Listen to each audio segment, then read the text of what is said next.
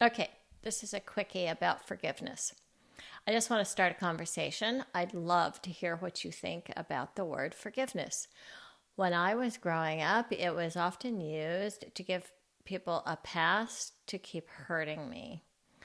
And I can remember being taught as a child to say, "You're sorry," and then say, "I forgive you," and everything's fine.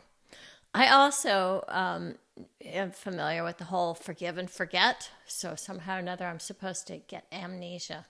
None of those paradigms work for me at all. And yet, I have found that forgiveness is an incredibly important part of my spiritual path and the key to my happiness. But I practice forgiveness in a way that means I don't forget. I'm really aware of how a particular person might have violated my boundaries or abused me, hurt me, harmed me in some way, and I can still forgive them, even if they're not sorry. The thing is that I have to have healthy boundaries. And so those boundaries keep me safe enough to practice forgiveness. I kind of think sometimes this is one of the reasons that we don't want to forgive people for what they've done, because a couple things. One, we're afraid that they'll do it again. And two, maybe we don't think that the offense will have been taken seriously enough.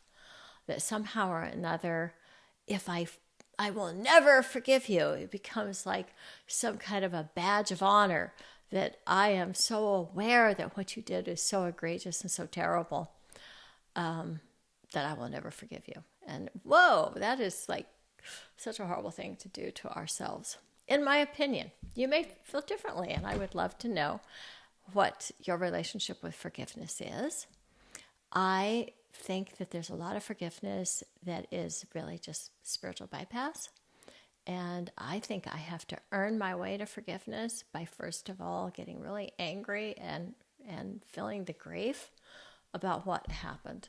And of course, I'm talking about some pretty serious things here because I'm a survivor of a lot of different kinds of abuse, sexual assault and domestic violence.